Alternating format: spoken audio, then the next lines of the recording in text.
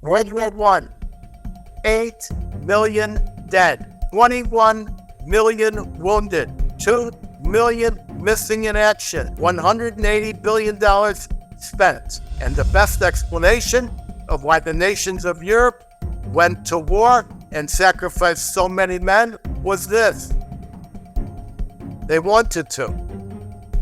And now, the Edwin Black Show.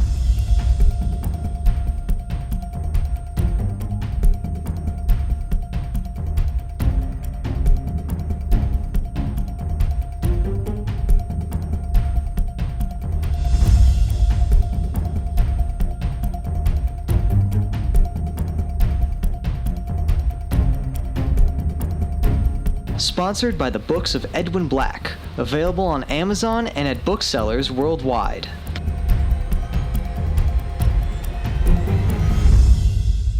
And now, here's Edwin.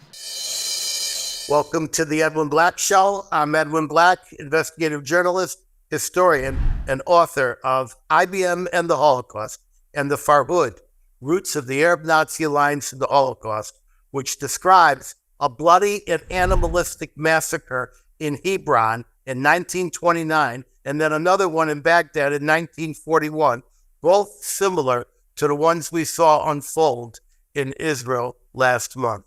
Today's episode is sponsored without any preconditions, requests, or stipulations by the Emerson Family Foundation, which is trying to improve a troubled world, and by the Morning Rattle at morningrattle.com, which has stood up a sudden and unexpected daily minute-to-minute war blog, and it's co-sponsored, by the way, by the Jewish communities of Dallas, Tampa, and Encino, California.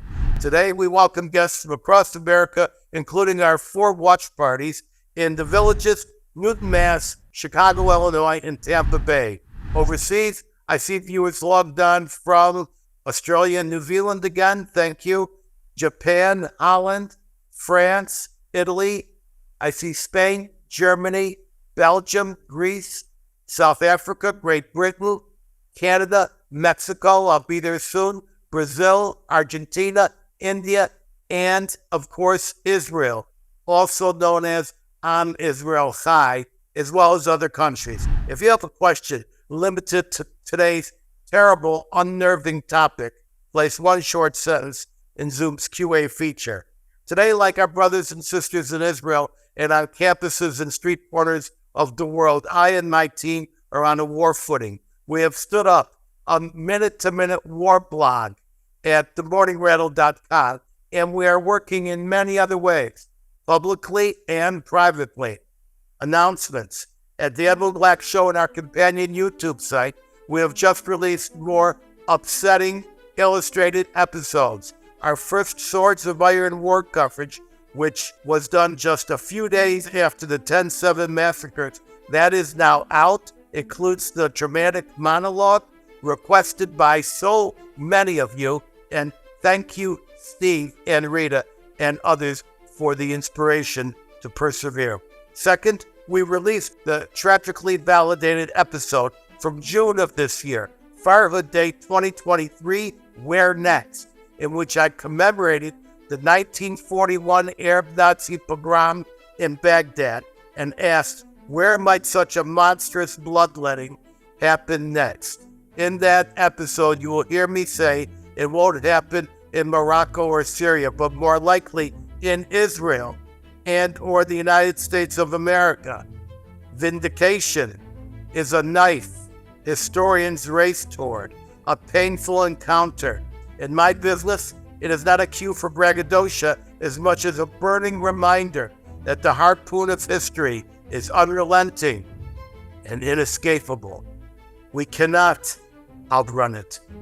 Check both episodes at the Edwin Black Show or on our YouTube channel. You will find them unsettling and unnerving.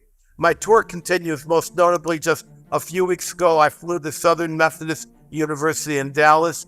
I met with an excellent group, the Southwest Jewish Congress, which works to coalesce Christians and Jews for Israel and peace. It was an unforgettable visit where I met several groups of shell-shocked Dallas Jews who asked, What should we do? From Dallas, I grabbed the dawn flight to Tampa, where I met Jewish leaders and spoke at the University of South Florida, where a number of Jewish students were simply too afraid to attend my lecture. I was escorted everywhere by SWAT-style campus police. And Friday night, when the USF Hillel boldly scheduled an interfaith community peace Shabbat on its patio, the campus police surrounded us with SWAT-like teams and numerous police vehicles at the perimeter. This is our campus today, where Jews hide and hate gets a financial grant from the administration and encouragement from a biased faculty. Right now, I'm in Los Angeles meeting with key leadership. Next month, December, you'll find me at a congressional event with author Ken Abramowitz launching the third edition of his prescient book, The Multi-Front War. In January, I lead 3 daily events with the Gross Family Center for the study of antisemitism and the Holocaust. This in South Florida. Internationally, in February, it's returned to Mexico City for a powerful community-wide 4-event series sponsored by Yad Vashem. In March of next year, I keynote the Canadian Privacy Conference in Montreal, and then much more, from Queens, New York to Queensland, Australia. Get the details of all my appearances from edwinblack.com/events, where my team has restored hundreds of my prior event flyers going back 15 years, from appearances before the British Parliament to the U.S. Senate and from Brussels to Boston. And let us meet up in your city and stand tall. I will stand with you. By now, everyone knows that since last October 7th, Israel has been in a full and complete state of war, pursuing the utter eradication of ISIS in Gaza, also known as Hamas. So monstrous, so ghoulish, so barbarous were these atrocities against innocent civilians, I had to invent a new word to describe them. It was homicide, Hamacide. That is a massacre of new animalistic barbarism that exceeds anything done by Nazis and even ISIS. We have seen the videos. An infant found roasted alive in an oven. I saw a gleeful vivisection of a baby recorded by a GoPro. Seasoned journalists have been overcome with shock and grief when they viewed the videos. Hardened veteran Israeli Knesset members collapsed with grief. Some were left sobbing uncontrollably. We are all permanently scarred with mental shrapnel lodged deep in our heads. It's a nightmare dwelling just behind the eyeballs to ache us and to shake us, but it will not break us, and it will be with us till our dying day. But the world must not forget a brutal website of videos has been assembled at the website www.hamas-massacre.net. That's www.hamas-massacre.net. So we will never forget. Wow, we're saying those words again, but now with a brand new nightmare. In the wake of the war, the Jew haters across the world and from coast to coast here reacted to the inhumanity with an unparalleled eruption of Jew hatred and violence from the campus to the corner deli. So I call on 3-minute situation reports from two of the finest. First, Likud, UK president, an exceptional Brit. I give you Zalmi Unsdorfer in London. Zalmi, take 3 minutes and tell us where the British government and political world is in supporting Israel's war, and tell us how bad and unsafe the surge of anti-Semitic violence is in London. Go, Zalmi. Hi, good evening. Our government is very, very much in support of Israel. Rishi Sunak, Prime Minister, Sir William Breverman, all the leading members of the British government are totally behind Israel's need to completely wipe out Hamas. And everyone seems to realize that the idea of a ceasefire is a complete joke. However, Israel's doing the right thing in terms of providing humanitarian corridors, and we've all seen the videos of that. When it comes to Parliament, we do have certain elements in Parliament, notably Jeremy Corbyn, a self-confessed friend of Hamas, who's attended a number of their funerals and wreath layings in past years. He has been stoking the crowds. They're expecting 1 million people to march to free Palestine, river to the sea, etc., in London on Sunday, which happens to be Remembrance Sunday, when we have 2 minutes silence and we have all of the dignitaries and the king and so forth will be at the cenotaph, which is the memorial to the war dead of 2 world wars. The police commissioner, the Metropolitan Police Commissioner, has decided not to ban the Palestine March taking place at the same time. He says he must allow free speech. I mean, I think the job of a police chief is to keep law and order, not to protect freedom of speech. That is the government's job. But it's so bad that the Prime Minister openly said to the Metropolitan Police Commissioner, "On your head be it." He literally challenged him and said that he would hold him personally responsible. Now we know because the police have already said, we are outnumbered, quote unquote. So Sunday is going to be a really, really big day here in London. And I have a feeling that it is going to be a day that the patriots come out, that the people who support Churchill, the people who remember that the people who we are remembering on Sunday, on Remembrance Sunday, are the people who gave their lives to fight Nazism. And the idea that there should be a demonstration in favor of Nazism halfway down the street, it would be laughable if it weren't so serious. So this is the scene from London. We are holding our breath to see what happens on Sunday. We don't think the police are capable of maintaining order, and we just hope that they stay away from Jewish areas. And that's my report from London. Zalmi, thank you for that. And a question. What's going on with violence in London? Not much. Either the Community Security Trust, which looks after us, are not publishing too much. I mean, yes, of course, there's a huge rise in anti-Semitic acts and so forth, but we haven't seen anyone dying as we've seen, unfortunately, that poor man in Los Angeles got into a fight. We haven't had any serious injuries or, God forbid, deaths. All we have is a street mob. I think we've all been utterly shocked by the scenes from Dagestan.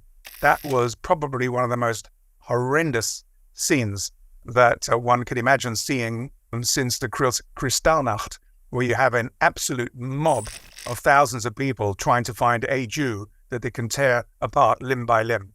That really was a quite shocking manifestation of anti-Semitism and the anti-Semitism that is being fomented by the Muslim Brotherhood and all of its factions. We've also had exposure in the press. Good credit to the British newspapers of the 5 main instigators behind the demonstrations in London. And every single one of them is a supporter of Hamas. So this is not about Palestine. This is being stirred up by Hamas, Hamas supporters. All right, let me just note a couple of things. And then I know you must run off to a meeting now in London. First, as far as Dagestan goes, people were all shocked. And shortly thereafter, hours after that, the chief rabbi of Dagestan, who heads up a community of 40 families, said they will all need to be immediately evacuated. And the second thing is, you and many others are talking about Kristallnacht. We are now speaking on the 80th anniversary of Kristallnacht. And I've been running a show called Kristallnacht 2.0, and I've been running it for almost a year now. And people everywhere are suddenly saying, are we back to Kristallnacht? Thank you very, very much. I will see you soon out there in London, Zalmi. And now we get the same report from the U.S. shores by crisis manager Judah Engelmeyer in New Jersey, who works minute to minute with the Community Security Service to harden and protect Jewish institutions, from the small synagogue to the biggest Hillel. What is your 3-minute assessment of America's governmental and political will to back Israel in its war for survival? And then tell us whether the violence and threats against Jews that we see unfolding every minute, tell us how bad it is. Don't hold back, Judah. Well, thank you, Edwin, for this. I've got to repeat a little bit what Zolvi said. And so far, we've been fortunate to see a lot of threats and a lot of potential out there, but so far, not a lot of activity, which we're happy about. It doesn't make me feel rest assured that it's not going to happen. Where the risk alert and the alert alert is very high right now. We see in Canada, it's happening. There was a school that was shot at, a Jewish school that was shot at overnight in Montreal. In Los Angeles, a man lost his life when he was hit on the head by someone, and think in Chicago, somebody was beaten up over it. In New York, we've had a bunch of protests and rallies, and so far the police have been very good about keeping the people apart from each other, which I think is important. In terms of the government support, we've been very happy with local and national law enforcement helping us out. In terms of government support, we see widespread support for Israel and people espousing negativity against, I guess, anti-Semitism, or people who want to fight anti-Semitism. What we're getting nervous about is the number of protests in the street across America in support of Hamas and a ceasefire. And I say that in two different sentences. One is the support of Hamas. There's legitimate. There are people who can argue legitimately and say they support a two-state solution, Palestinian freedom, and things like that. But the minute they go from the river to the sea, Jews are taking over our land, 70 years worth of occupation, then you know what they're saying. That becomes a whole different conversation. And there are more and more sounds, more and more protests as loud as that. And our concern, and I think all of our concerns, including everyone listening on this podcast right now, are that it's going to spill over to the Democrats, and we're going to say, enough of the support. We're losing support. We're not going to get elected next year, and we can't deal with this. They're threatening Joe Biden, saying we're not going to give you the Muslim support if you keep this up. And at some point, that would that winnows away at the support that we have, and we see Biden weakening a little bit, pushing Israel for a ceasefire. Originally, he said he wanted a 2-day ceasefire or something like that, but now we're getting 4 hours a day, which I think is not really a ceasefire as much as that they're not going to be air raiding. They're not going to be bombing by air. I'm sure they're going to still be operating on the ground locally. And we're not going to hear about a lot of that stuff, and that's fine. But the frustration and the anxiety is up. As you know, gun ownership and gun permits have been up in every state. I know that in New Jersey, the police departments in every county are overwhelmed with requests for permits right now. And that's not just from Jewish communities; it's from people who just feel that something is coming and something is feeling unsettled right now. And we know, and nobody knows what's going to happen or what to expect. If we just sit like this for a while and have nothing happen, but we be on high alert, that's great. And I hope that happens. I hope we continue that until we can rest a little bit. Hope nothing else happens. But we are preparing schools and organizations and synagogues and temples and shuls for what might happen on softer targets. And we're showing people in bigger numbers how to lock people out, how to lock down. I volunteer with an organization called the CSS, which is the Community Security Service, and it's based on a European and South American model, which is CST, so the Community Security Trust. And what we're doing is we're teaching people how local security, how people who come out of the shuls in the schools, how to protect their own. They know who's supposed to be in their own buildings. They know what their own congregations and communities look like. And that's not supposed to be a profiling term. I'm just saying we know what to expect in our own buildings because we've been there from experience. So therefore, we know how to keep people out. We know how to watch out for threats, and we know how to communicate with local law enforcement to let them know that there is one. And we know how to, at the very least, protect people inside and defend, as much as we can from an oncoming threat when it comes in. Judah, you're a man who is constantly monitoring the threat levels locally, regionally, and nationally. Just going to ask you one question. Is something coming? So it's a loaded question, Edwin, because just like what happened in Israel on October 7th, few people saw it coming, or whatever they heard, whatever murmurs they heard, they couldn't piece it all together to what it was going to be. What we're afraid of is lone wolf action and silent communication type action. We don't know. We're not hearing the chatter, which means that they're obviously gotten very good at it, because I believe there is chatter out there. I don't believe for 1 second nobody's talking about trying to do something. We're not hearing it, and we're not hearing from the FBI saying that they're listening and they hear threats are up, but they don't hear anything significant or anything specific. And that concerns us, because what you're going to get is just like last week when that woman drove her car into the black Israelites. She got the wrong place, but she was a lone wolf. She wasn't working with anybody, and she wanted to do it on her own. And we're going to see a lot more of that. All right, Judah, thank you very much. Now it's my turn, ladies and gentlemen. First, as my pre-motto, I wish to add these insights about Israel's fight to the absolute finish. Some may still not understand what is happening. This is not retaliation. This is not a punishing military blow. The Swords of Iron campaign is the unstoppable, final, complete, and utter removal of all Hamas and their civilian support network until every Hamas leader, fighter, facilitator, helper, paper shuffler, and water boy will be killed. Those who are captured will probably be subject to a public Nuremberg-style trial with enabling legislation now moving from the Knesset, something we have not seen since Eichmann.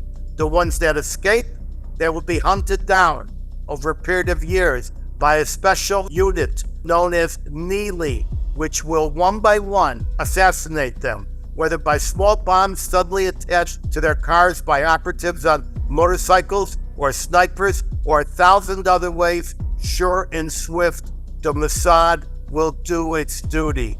Eventually, even the kingpins of Hamas, in their $1 million jets, their $1 million yachts, and their $1 million hotel suites in Qatar, Vienna, and London, every one of them, hear me, is a dead man walking, because God's vengeance, even now, stalks their shadows and their footfalls. Yes, men and women of the IDF, you must respect the laws of war. And as I've said before, you will find a copy in every home, also known as the Old Testament. Once again, I will read Regulation 1. You may find it yourself in Judges 15:8. Quote, "And the Philistines came up and burnt her and her father with fire, and we smote them hip and thigh." Close quote. Before the Israelis are done, Hamas will cease to exist as a breathing political force. No one will be left. The territory known as Gaza will be cut in half, with the northern section and its beachfront converted into a buffer zone of rubble and sand. Much of that has already been accomplished.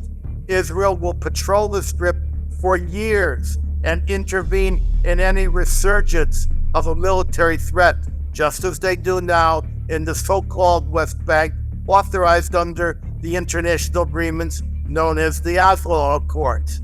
Yes, a 4-hour humanitarian pause has just been announced, but there will be no ceasefire where the Israelis cease and Hamas continues to fire. There will be no quarter, and not even a penny. It will take a generation, perhaps 3, to de-Hamasify the people of Gaza, just as when we denazified Germany and de-Baathified Iraq. All discussion of a state for Gaza and the pseudo-Palestinians will be banished from useful conversations for at least a generation. No one in Israel will hear of it, regardless of shrieks from millionaire sheiks or their allies among the Jew-hating freaks. But just as imperative is the additional horror, the horror right now of Hamas and its sympathizers impregnating our campuses, street corners, and communities with the devil's spawn. The supporters of Hamas are right here, right now. They have broken through the barriers to stream across our college spaces, to chant the slogans of ignorance and possession, and to attack Jews. The monster of Palestinian terrorism is now threaded throughout our colleges, which are now facing an unprecedented backlash from the residual decency in our world. The Democratic Party is now woken up to the reality that a large, highly mobilized, energetic, and possibly controlling portion of its party is infected with hyperactive Jew hatred and the desire to exterminate all Israels from the river to the sea, the latest iteration of a land where Jews may not go and may not be. They have lots of practice. In 627, when Muhammad and his forces exterminated by decapitation the Jews of the city we now know as Medina. In 1929, when the marauders of the Grand Mufti of Jerusalem raced up to Hebron, to the Jewish community, to perpetrate a heinous massacre where the baker was baked in his own oven, where the banker was sliced open and his papers burned in his belly. In 1941, when the Nazi Arabs went wild in Baghdad, decapitating parents in front of their children and children in front of their parents. Yes, I know how striking the language is. It resembles what we're hearing every day today, but it is all in my book, The Farhood, Roots of the Arab-Nazi Alliance and the Holocaust, which regretfully has now surpassed my bestseller, IBM and the Holocaust, on Amazon's list. In 1948, when Israel was born, the invading Arab generals promised the world an extermination. They failed. But then in the early 1950s, a dozen Arab and Muslim countries in odious synchrony expelled 850,000 of their Jewish citizens in a public ethnic cleansing reported on the front page of the New York Times and bragged about in the front rows of the United Nations.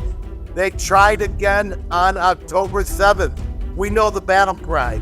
From the river to the sea, Palestine will be free, which means ethnic cleansing and public extermination, like the kind you saw last month, and that monster of progressive Democratic Nazis, Rashida Tlaib, was officially censored for it by the House, which should now remove her from all committees, pull her security clearances, and then expel her for open support for a terrorist organization and promulgation of mass murder.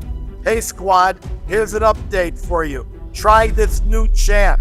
From the river to the sea, Israel is what you'll see. My friends, it will be thee and me creating an unbreachable we. But vastly beyond rhetoric, the Hamas supporters are running out of control. They actually stormed the White House fences and vandalized it. They and their supporters have attacked Jewish students, shopkeepers, and ordinary citizens in their synagogues, on their street corners, and several have already been killed. One lunatic, as Judith discussed, even crashed her car into a building she thought was Jewish when it was actually a center for anti-Semites displaying a Jewish star.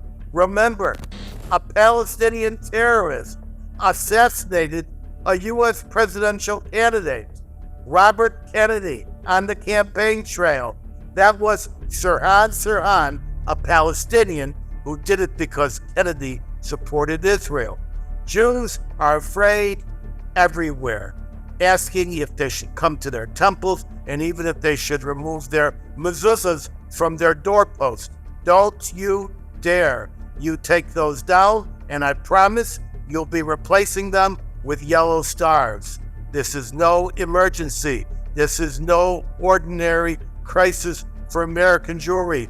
This is the demarcation of civilization, when humanity will define itself or decline itself. We are now in the fight of our lives. So let me paraphrase Winston Churchill as he rallied his people to resist the Nazi onslaught. I say, we shall stand up to them in the synagogues. We shall stand up to them on the campuses and in our communities. We shall stand up to them in the Chabads and in our shops. We shall stand up to them in the Jewish day schools, our yeshivas and our Hillels. We shall never surrender. Never, Never. Now, I've made a comprehensive list of the friends of the Jews. I alphabetized it. So here they are.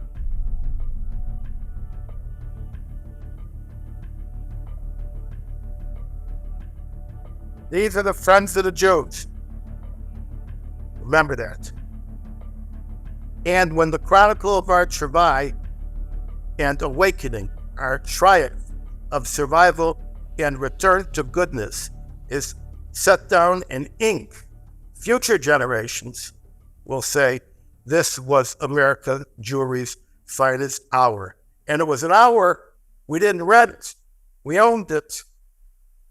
This brings me to the wellspring of our nightmare and the world's anxiety that perhaps we are edging toward World War III. And yes, it all began with an unexplainable, unfathomable, therefore monstrous global conflict that began in 1914. I invite you, ladies and gentlemen, now to step into the recesses of knowledge and learn how the hell did we get to the doorstep of hell. World War I, 8 million dead, 21 million wounded, 2 million missing in action, $180 billion spent. The Great War that many thought would be concluded within weeks dragged on mercilessly for nearly half a decade. In numbers that defied the darkest imagination, young men continually climbed out of muddy trenches to valiantly charge barbed wire, mines, and machine gun fire. They were blown to bits, poisoned by gas, and starved en masse in the irrepressible, bloody conquest, loss, and bloody reconquest of mere meters of territory. The disastrous 1915 Gallipoli campaign killed more than 500,000 men from both sides. During the Battle of the Somme in 1916, about 1 million men died from all countries. On the first day alone, there were 58,000 British casualties, a third of whom were killed. At Verdun in 1916, the dead and missing were generally estimated to be 1 million. Russia lost more than any country, mobilizing 12 million, suffering 1.7 million fatalities, 5 million wounded, and 2.5 million missing or taken prisoners. Germany's numbers were almost as staggering, and the best explanation of why the nations of Europe went to war and sacrificed so many men was this: they wanted to. That's right. No scholar, no historian, no government official can actually explain why World War I was fought. High school teachers will recite the well-known facts about the assassination of Archduke Ferdinand in his carriage. That was just a match that flickered amongst the dynamite. It does not explain why millions died across the world and fought for no reason. Or was it a cousins' war, as I contend? Ostensibly, it seems like Germany, England, Russia, and France were all contending as separate governments.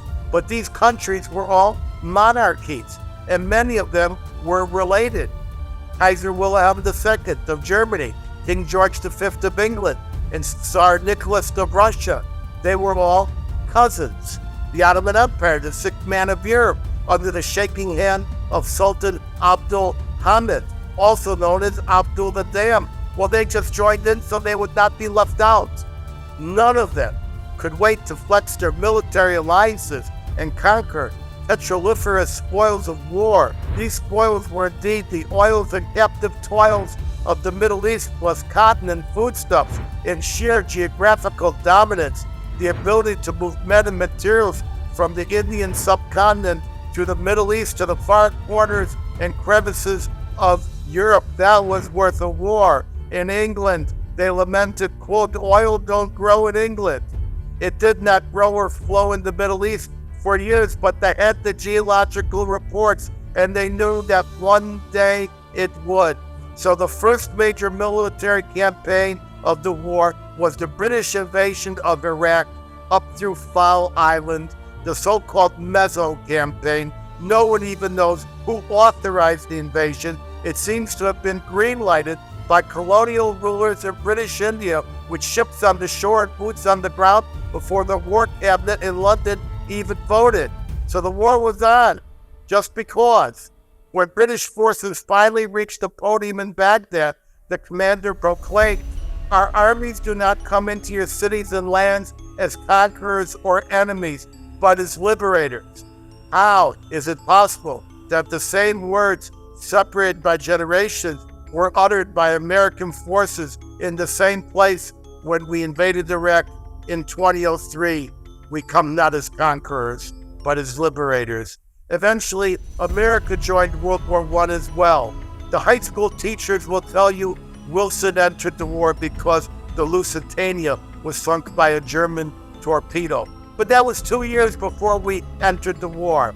Dig deeper, and you will see that the Mexican bandit, Pancho Villa, was a secret German agent dispatched to raid cross-border and attack U.S. Army forces. Wilson sent our top military man, General Pershing, to cross the Rio Grande and bring back the head of Pancho Villa.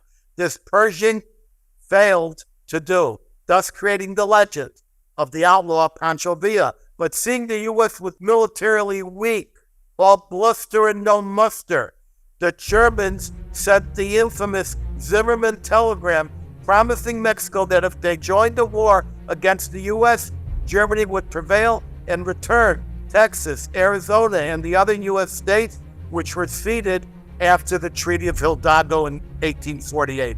Wilson did not like that telegram, and his financial backers wanted in on the arms trade, the shipping, the oil. So the Zimmerman telegram became our Archduke Ferdinand, and America joined the war. We had no real fighting infrastructure other than horses, so we rented our pistols and cannons from the French. Everyone kissed their wives and mothers and promised to be back in a few weeks. Millions never returned, and millions more came back with fewer limbs and eyes than when they departed. If there was money in war, there was even more money in peace. The top hats and the elegant canes of diplomacy gathered to divide up the world, create Arab countries in the Middle East that never existed, drawing maps with rulers, installing rulers to govern as Paris and London dictated. All of a sudden, Arab tribes were cobbled into countries, actually quasi-colonies called mandates, so their oil could be sucked for pennies and transported by pipeline across long distances. Thus, we created British Petroleum and the French Total, and with the permission of the oil companies, including Rockefeller's Standard Oil, voila, modern Lebanon was created, modern Syria, modern Hijaz, which is now Saudi Arabia, a new thing called Iraq, another new thing called Jordan, created by Churchill in Cairo one weekend as a bonus over a whiskey bottle, this as a gift to the Arabs, and one Jewish democratic nation resurrected from its ancestral sovereignty as a democratic but Jewish national state. That Jewish state became Israel. All this was wrapped in the cloak of self-determination for colonized and oppressed peoples. These were groups of Arabs, and these were groups of Jews. The Arabs said, okay, we are more than tribes. We can function like Europe, function like nation states. The Syrian Democratic Congress elected Emir Faisal as their leader and spokesman. He met Chaim Weizmann in Eilat in January 1919 before the Paris Conference and signed a peace treaty written for two states, one Arab state in Syria and one Jewish and British-controlled Jewish Palestine. The Arabs did not consider themselves Palestinians. Only the Jewish Zionists were Palestinians. The Arabs did not care about the undeveloped, mosquito-infested backwater known as Palestine. They wanted Syria, the center of gravity of the Arab and Islamic world. The British agreed. The Kingdom of Arab Syria was created, headed by Faisal. But several weeks later, just weeks, the French refused to cede control of Syria and Lebanon. When the Arabs protested, the French military massacred an uprising and then expelled Faisal. The British installed him as the ruler in Iraq, and then for good measure threw in another invented country, Jordan, headed by Faisal's brother, which was carved actually out of the 70% of land internationally promised to the Jewish people. So when you see the Israel of today, it is actually a third of what it was originally conceived as. All this was done through the unelected international governance of a world body known as the League of Nations. This was not an organization for peace, but an organization to exploit the pieces of everyone's land for their use, whether by overt control or subtle financial means. You can read about these matters in two books I've written, Banking on Baghdad and British Petroleum and the Red Line Agreement. Moving on, part of this international ticking time bomb was the war debt, the peace treaty of Versailles, placed on Germany for allegedly causing World War I. As a financial penalty, Germany was ordered to, and indeed agreed, at the 11th hour of the 11th day of the 11th month to pay 132 billion gold marks, or more than $500 billion in today's money. Wall Street loved it. IBM loved it. Ford loved it. GM loved it. The banks loved it. They all became heavily invested in Germany. Wall Street and the big boys of world commerce could not afford to see Germany fail, nor could they afford to see Germany fail to rise again, especially after the stock market failure in 1929. You know where I'm going. The rise of Hitler was organically attached to the nightmares of World War I. And even when Hitler took over in 1933, America's commercial giants, especially IBM, Ford, and GM, as well as our key charities such as the Carnegie Institution and the Rockefeller Foundation, sponsored with, colluded with, and co-thrived with Hitler's master race theories and his determination to conquer all of Europe, killing all the Jews as he did. American commerce would collect the rents on the invasions. World War II killed even more millions, thanks to General Motors and IBM. Remember, no Holocaust on horseback, no Holocaust without the names, no master race without junk science, and the Nazis needed oil. There was a vibrant worldwide Arab-Muslim alliance with the Nazis, led by the Grand Mufti of Jerusalem, who began as a British put-up and ended as Hitler's closest ally in the Middle East. Germany was defeated, yes, in May 1945, but some 2,000 of its most sinister SS, Gestapo, and Camp Guard monsters escaped via Catholic Church smuggle routes and other rat lines to take up new positions and identities in the Middle East, securing the military and security primacy. These escaped Nazi killers created the modern Middle East. They shaped the indoctrination and the military forces. The League of Nations never stopped the rape of Nanking, the invasion of Ethiopia, or any moves of the 12-year Hitler regime. It went out of business and transferred its powers to a new organization with a new logo and a new address. It's the United Nations. And you could see it on the edge of Manhattan, standing tall. Controlled by China and Russia and its five-sided partnership with the US, the UK, and France, this successor organization has done nothing to stop China's genocide of the Uyghurs or Russia's war against innocent Ukrainians. And it has done everything to ignore and even promote the ascendancy of Iran, the fakery of the Palestinian crisis, and everything else you know, from Hamas to Houthis to Hezbollah, and all the while demonizing and persecuting little Israel. Now you ask if World War III is around the corner, or is it still sequestered to a hidden cavern well guarded? But all of this is tied backwards and forwards like a bound up ghoul to World War I, the Great War to end all wars, which actually became the Great War to create additional Great Wars, each more devastating and perhaps more radioactive than the last. Any historian and both my guests know I've left out 99% of everything, so it's their turn now. I want to welcome my esteemed historian friend Sam Edelman in Florida. But first, we hear from U.S. historian Chris Lovett in Kansas. Chris, take 5 minutes to pull back the drapes on the hell of World War I and perhaps the hell it has brought us to. Okay. What happened was that World War I set the stage for everything that happened thereafter. We had, not only did the war end, but people that fought in the war, the veterans that fought in the war, felt that they were mistreated. They were duped into this bloody struggle, and they never wanted another war like this again. This is particularly true of, say, the Germans. I wouldn't say the Germans, but the French, the British, and the Americans. Matter of fact, here in Kansas City, Missouri, they built Liberty Memorial, a monument to the Great War, hoping that there would never be another war like this again. And then what occurred was that in the interim, the seeds for future conflict were built and created. We had, as Edwin talked about, we had reparation payments. The Germans could never acknowledge their defeat, and this would eventually lead to the rise of the Third Reich, the coming of World War II.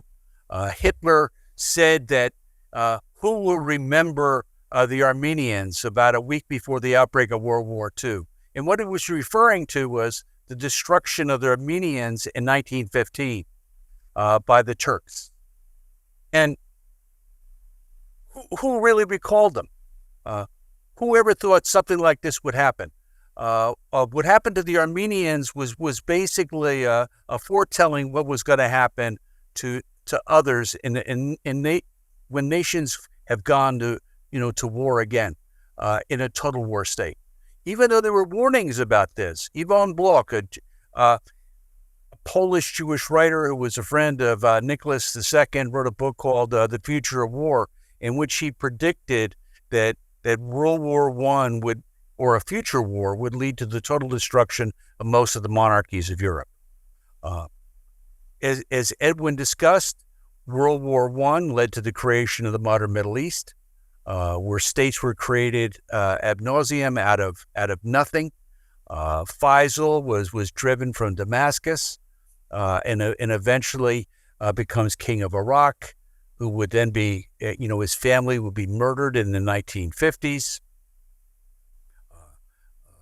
There's a great book called The Peace to End All Peace that deals with the history of, the Middle East as a consequence of World War I. World War I led to the Jewish Holocaust. World War I led to the Cold War. World War I led to the creation of the Soviet Union and the coming of communism. World War I led to the rise of fascism, first in Italy, then in Germany and most of Eastern Europe, and in France, in a wave of fascist-like movements, and in the UK with the British Union of Fascists, in a number of fascist groups in the United States. The Ku Klux Klan was revived in 1915. Eventually the Silver Surge, Charles Coughlin, just to name a few. The Black Legion, all were fascist-like organizations that grew out of the conditions that arose as a result of World War I. And when we take a look at the modern Middle East, particularly the creation of a Jewish state as a result of the Balfour Declaration, as Edwin said, Churchill created the Emirate of Transjordan, where 2/3 of the land promised to the Zionist movement was basically taken away from them. And then later on, as a consequence of Palestinians being upset where their land was being sold, often by Turkish landlords, this helped create the seeds for what was going to happen. The British never really understood, the impact this would have. Matter of fact, initially, as Edwin well knows, the British promised maybe Uganda to the Zionists, and Zionism itself grew out of this rise of antisemitism and, in Europe with the Dreyfus case. And so when we take a look at World War I, the seeds of all future conflicts that we're going to face today started there. Started with an assassination in Sarajevo in June of 1914. It unleashed a wave of hatred that people really couldn't understand. It was just a tinderbox. The question was, if it was going to happen, it was only a question of when it was going to happen. And I think, in some respects, this is what we're confronting today. The inability to redress all the wrongs that happened after World War I. I really enjoyed your presentation. I was reminded of how much any scholar must leave out when they discuss the impact of World War I, because you not only brought up the international situation, you brought up the domestic situation in the United States, the conditions which gave rise to the Silver Shirts, which were the white supremacists, the Ku Klux Klan. And of course, we have to also say that Woodrow Wilson, who got us into the war, right, and who struggled for world peace and who struggled for self-determination, was an extraordinary racist back home. And it was just impossible to reconcile these two positions. We did a full show on this, which people can find at our YouTube channel. Now I want to bring in a good friend of mine for years, an astute scholar, Dr. Samuel Edelman. And he has an understanding of World War I, an understanding of the Middle East, and also of the impact it's done in this country. Sam, please take it away. Thanks, Edwin. Well, both of you and Chris have covered much of what happened. So let's jump in real quick. I call World War I the gift that keeps on giving. It never ends in all the bad things that have taken place after the end of World War I. But let's start here. 3 empires were destroyed by the end of World War I. The German Empire, Austrian-Hungarian German Empire, the Ottoman Turkish Empire, and the Russian Empire, completely destroyed. But let's go back to the Ottoman Empire for a moment. At the end, by the end of World War I, 1918, the destruction of the Ottoman Empire, what we see here happen is that it's not just the Ottoman Empire. It is a Muslim Arab Ottoman Empire that started in around 70 CE, as Edwin pointed out early on, with the massive explosion out of the Arabian Peninsula after the death of Muhammad and the conquering of North Africa, all the way to the Atlantic and into Spain, and then from the Atlantic almost all the way to the Pacific, including Afghanistan. Massive empire. And this empire lasted for 1,500 years. Almost 1,500 years. One of the longest empires there. The post-colonialists, led by Edward Said, conveniently forget this empire and its colonial influence across North Africa, Europe, and the Middle East. So much of what's going on today, in fact, has its roots in that Arab Muslim Ottoman Empire that was created during this period, which was ended in 1918, 1919. The Versailles Treaty was a failure on so many levels, as Chris said very well, and Edwin both said very well, leading to ultimately what would happen in Germany and the creation of the Third Reich, etc. But it's important for us to understand this, that at the result of this, especially the French pushing Faisal out of Damascus, because what Chaim Weizmann and Faisal had agreed to was the creation of 2 secular nationalist movements in the Middle East, an Arab secular national movement based in Damascus, and a Jewish national movement that would be in Palestine, or the Eretz Yisrael, in the land of Israel. With the French destroying that possibility and pushing Faisal out, it destroyed one part of that secular national perspective.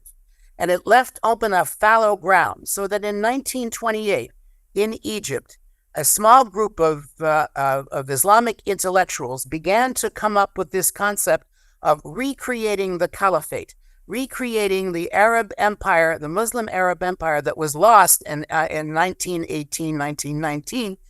And it was created by of Hassan al-Banna in 1928, and this is the Muslim Brotherhood.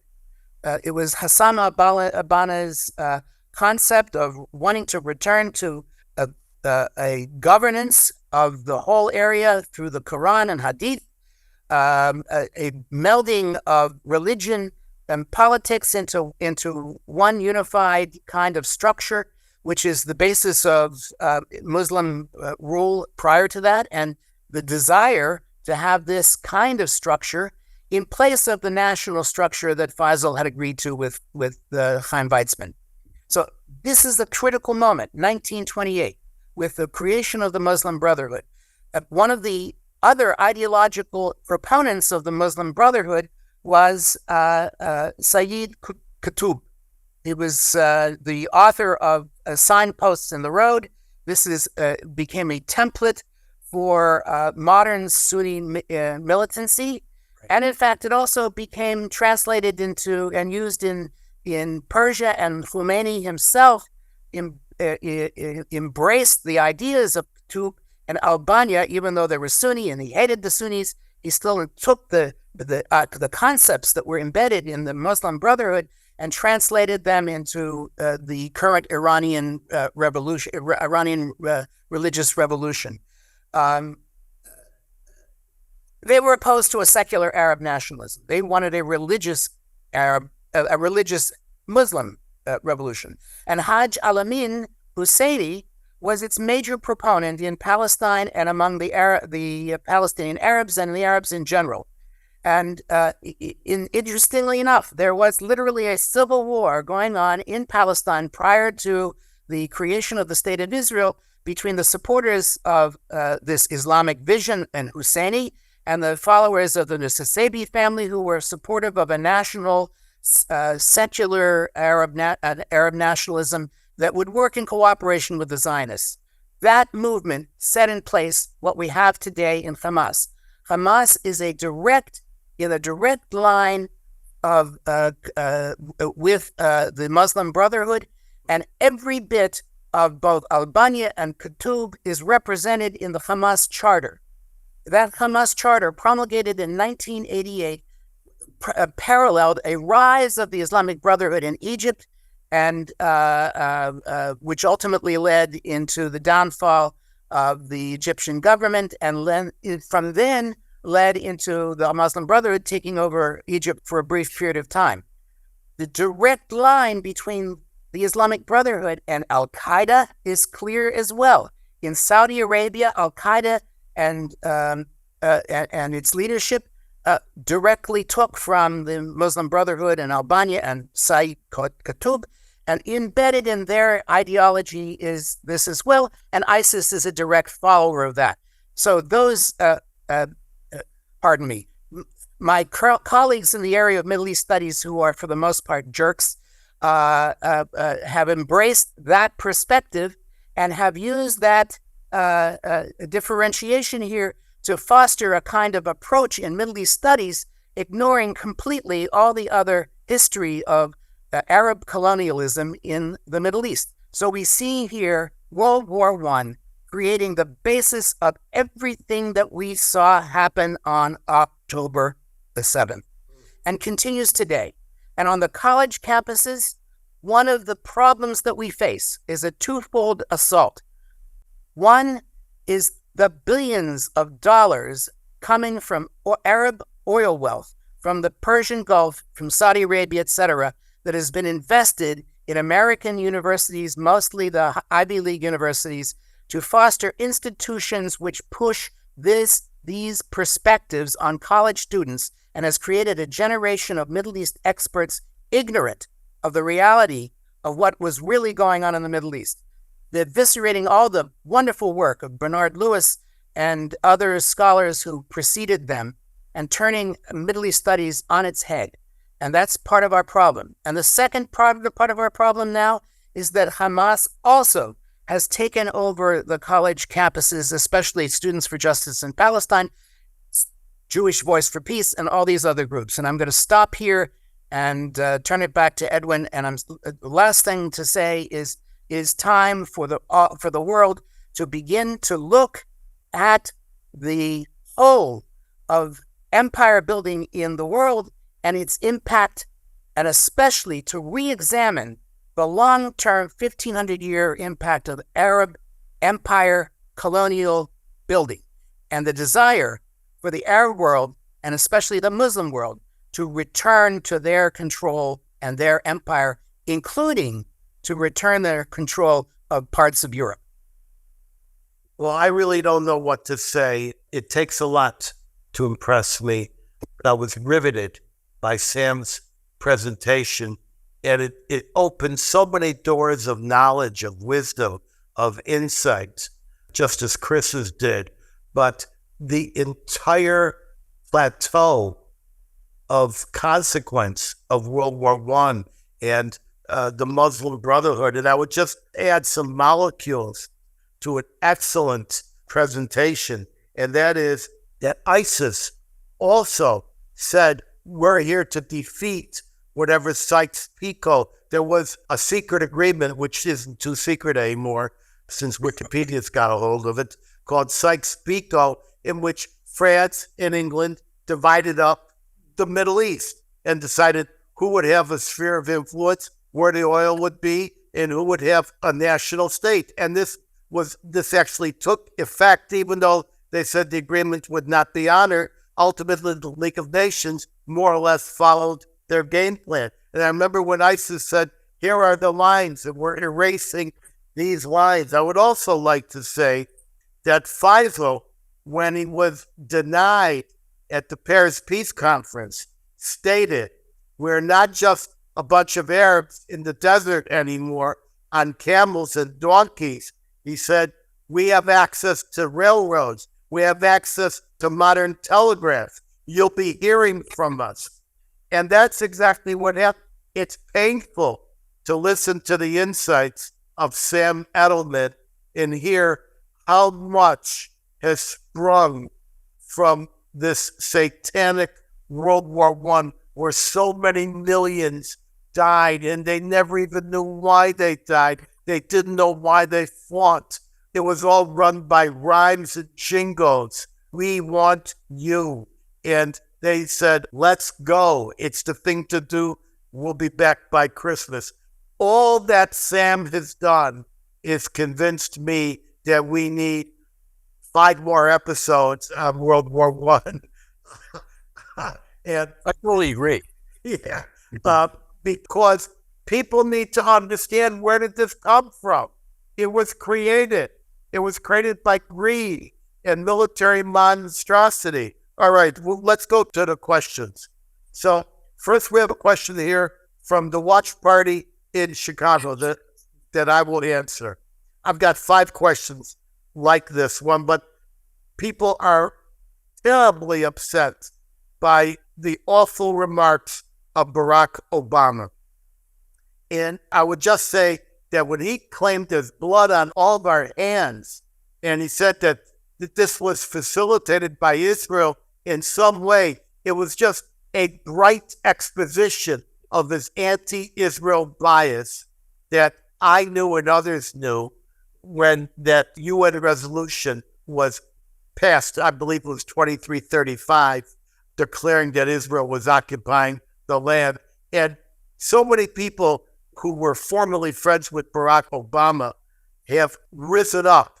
And the best one was Alan Dershowitz, who said, I regret that you're my friend.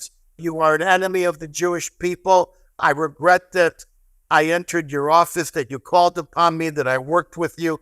And Eve, we're going to get that 4-minute diatribe by Alan Dershowitz and post it. This is from The Villages. Just leave Sam's house, you take a right turn, and you get there eventually. And they want to know, what is the best way to not hire these Hamas supporting college students? And I'm going to refer everybody to canarymission.org.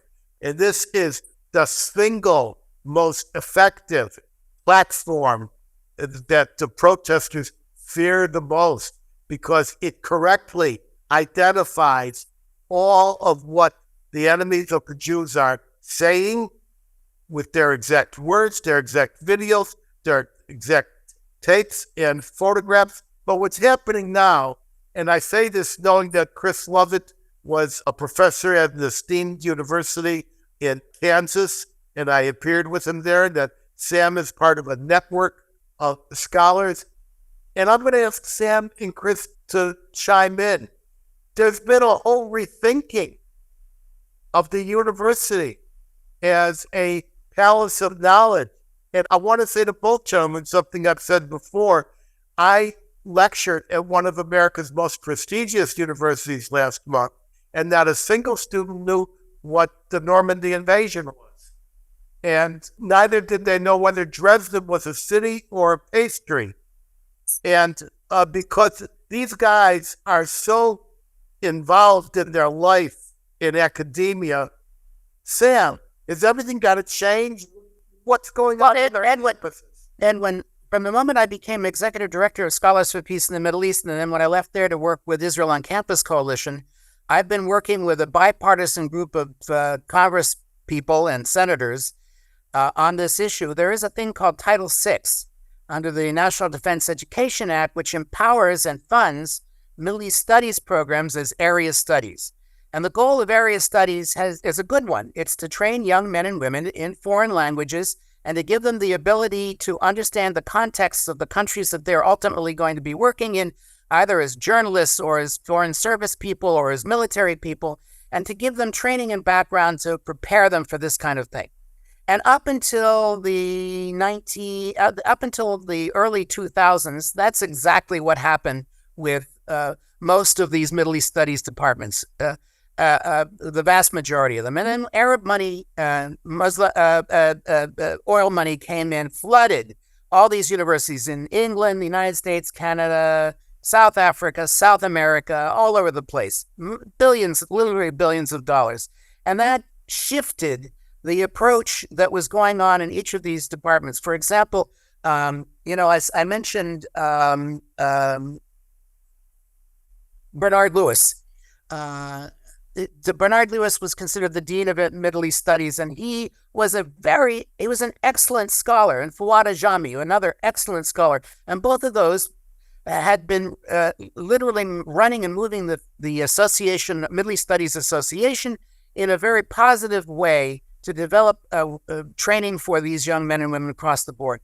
That ended when Bernard Lewis and Fouad were both pushed out of Middle East studies. And little by little, Middle East studies became more and more politicized, both by Marxists, by those people who have been trained in these programs funded by Arab money. And now today, Middle East studies is in the dark side, and they provide almost no objective social scientific basis for any of the stuff that they're doing. And that stuff has also bled into fields like anthropology. And so both the Anthropology Association and Middle East Studies Association have recently, after people like myself fought for decades in stopping them from boycotting Israel, they're now boycotting Israel. So you see, it's a bad place. Back to Title VI. These institutions are getting federal money, and that can be stopped. We have tried over and over again. There was a group of both scholars and politicians and Jewish community leaders who have been pushing this for years and years.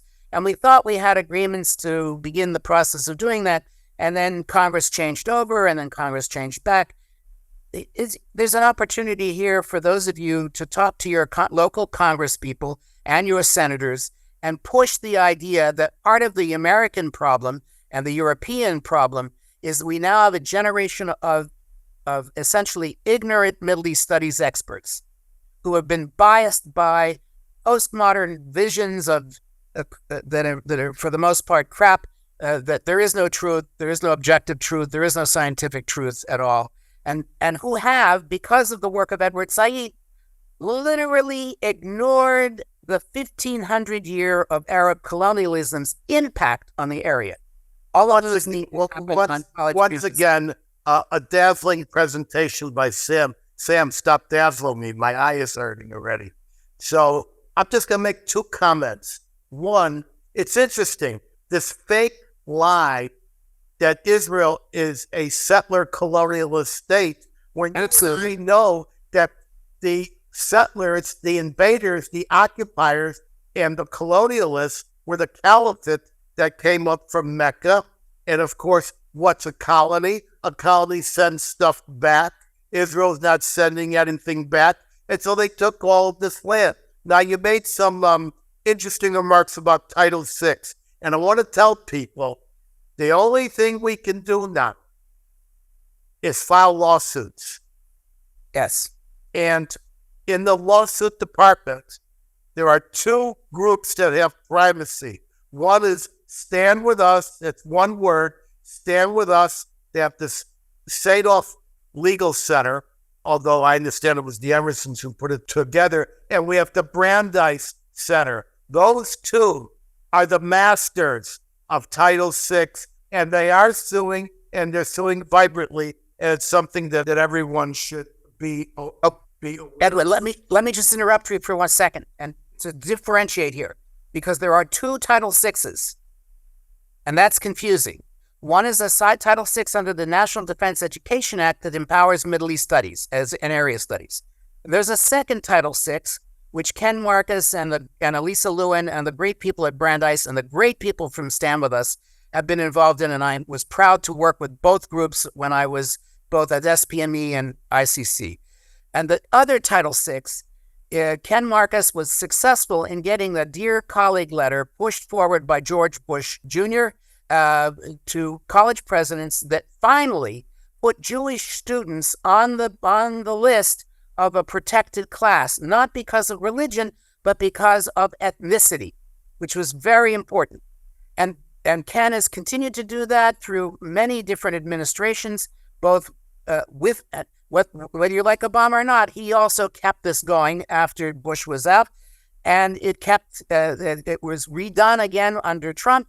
And President Biden has once again continued to underlie this. In fact, there was just recent new letter, Dear Colleague letter, that went out on antisemitism as well from the administration. And because we have this Title VI working under the Department of Civil Rights and the Department of Education, for the first time now, universities have been prosecuted successfully. Prior to Ken Marcus's doing this the first time, no university except for a university in northern Michigan or Minnesota, St. Cloud University, had been prosecuted successfully, the only one. After that, there have been more than 15, almost 20 different universities sued under this, and every one of them has won in the courts because of this status given to Jewish students. Yes, that's quite a profound and correct insight about the two different variations of Title VI. Let's get to our next question. This is Dylan in London. Why did America not join the League of Nations? This is right up Chris Lovett's alley. Tell them why, Chris. Well, basically what happened was that there was a number of Republican senators that basically either opposed Woodrow Wilson or felt that, we were protected by two oceans that would keep us from ever being involved. And remember the farewell address by George Washington to avoid entangling alliances, and Americans felt that way. Now, Americans had a chance. Wilson really could have ended World War I, I might add, by stopping the loans. One time he ordered the Federal Reserve to recheck all these foreign loans, and if those foreign loans stopped flowing, Britain and France and Imperial Russia would have been up deep kimchi, as they would say, and this could have stopped the fighting. Wilson wasn't so much concerned about saving democracy as he was creating the prominence of America, of the United States.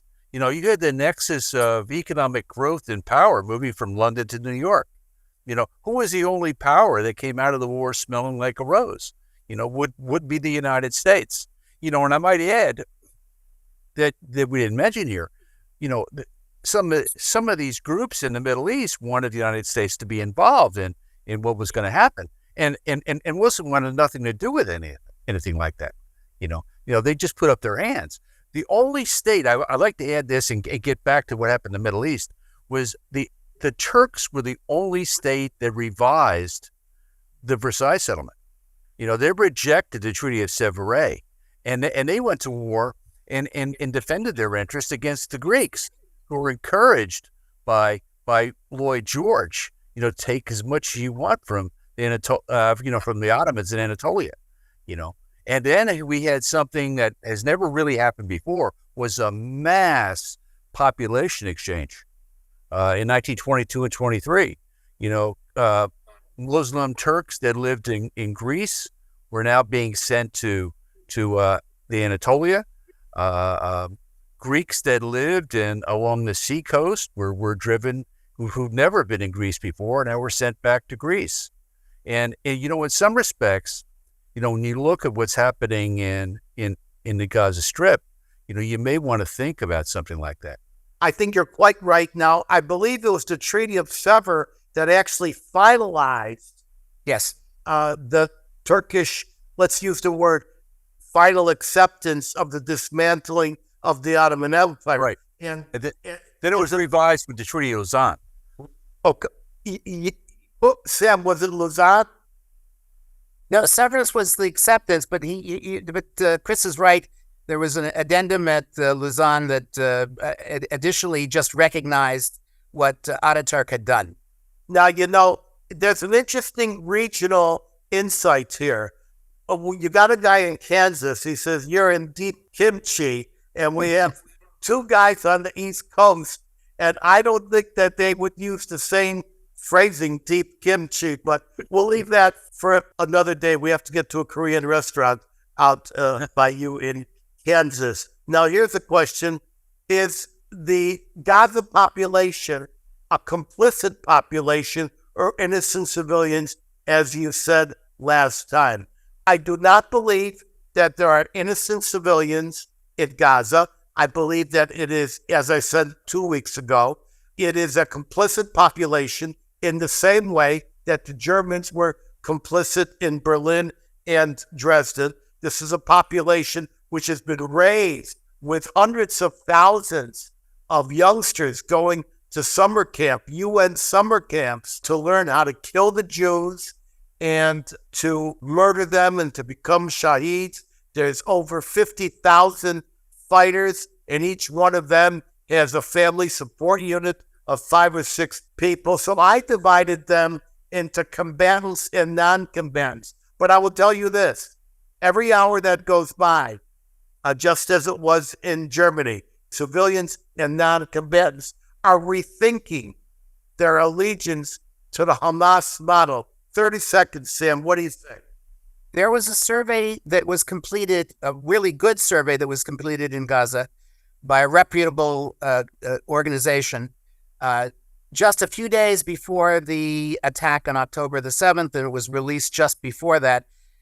Interestingly enough, somewhere around 60% of Gazans opposed Hamas, felt that Hamas was the root of all their problems, the food problems, the electric problems, all the other things were caused by, not by blockade but from Israel or from Egypt, but it was internal.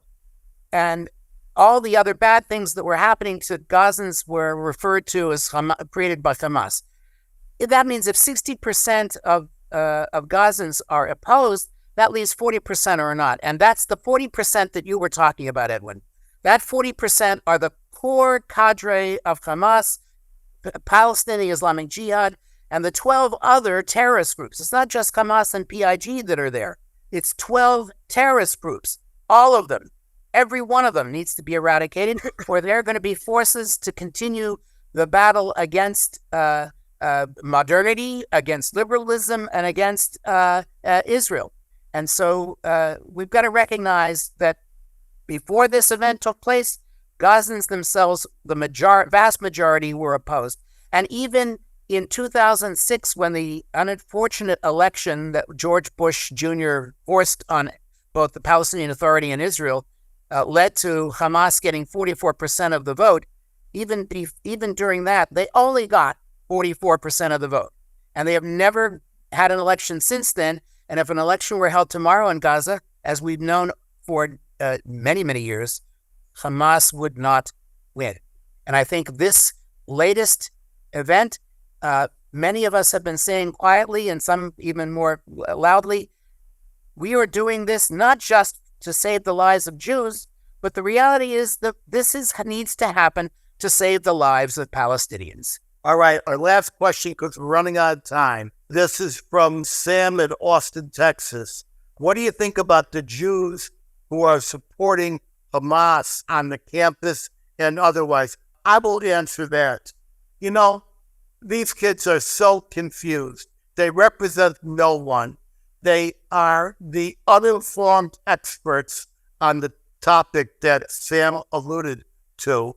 I can tell you that many of the people who were taken, these people at the Youth Festival, these people in some of these peace farms where all they want to do with peace, there's this picture of the woman who was raped and she's being pulled out of a car, and then they put her in the front. There's blood all over on the back of her pants. She was an activist in an organization to work with Gazans. And I'm going to tell you something. I know the Jews aren't unified, but let me tell you, in the mind of the enemy, we're all one group. And I think that these peaceniks who want to sell out their people are going to find out that they're going in the first car, in the first railroad car. Edwin, can I add something? One of the hostages is Vivian Silber. My wife and I met Vivian in 1986 when we did Ulpan together while we were on sabbatical.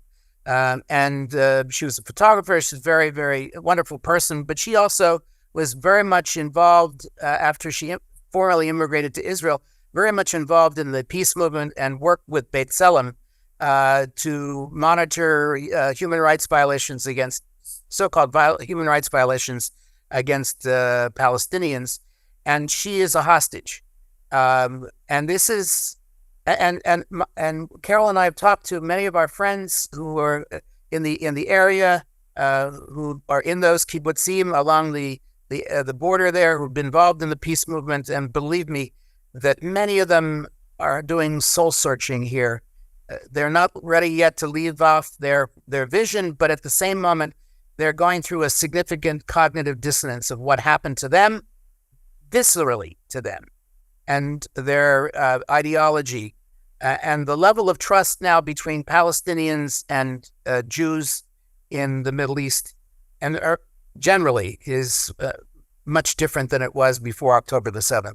All right, I'm just going to take one more question from Phyllis in Jerusalem, because I've got a lot of people asking the same question. What do you think about the claim that a lot of the news media were aware of this event that was about to unfold on October 7th? You want to take it first? Go ahead, Sam. What we have clearly seen is that a number of Palestinian photojournalists were clearly given the word that this was going to happen, and they went in, and you can see the photographs, CNN, BBC, Reuters, every one of the New York Times, every one of these news organizations used their photographic material. Whether the news media directly had knowledge of this, too soon to tell. I don't think so. I think every one of these people was a stringer. And the news media generally in the Middle East is very deficient in competent people who speak Arabic, who speak Hebrew, and have knowledge of the area. And so they hire these stringers to do their photography, to do their the planning, and to get all the interviews. And so a lot of what the media person does, they parachute in.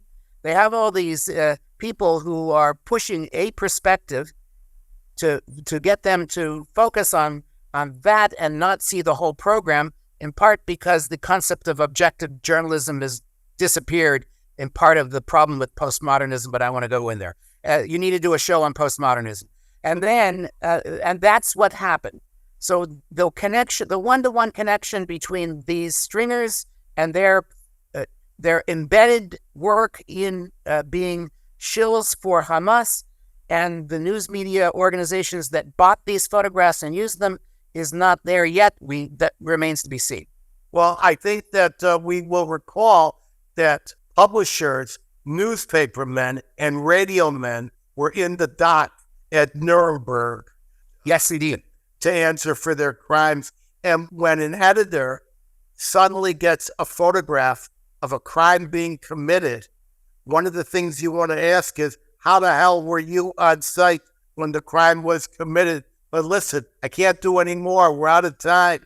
I want to take more, but I want everybody to hold for my closing word of wisdom just 1 minute away. But first, I want to thank my really esteemed and wonderful and enlightening guests, Chris Lovett, Sam Edelman, Zalmi in London, Judah in Jersey. Get access alerts to participate live in future shows at theedwinblackshow.com. You'll see a much enhanced and exquisitely produced version of this show and prior episodes by subscribing to our YouTube channel at The Edwin Black Show. Follow me at Edwin Black Book on X as well as Facebook. And now for my closing word of wisdom.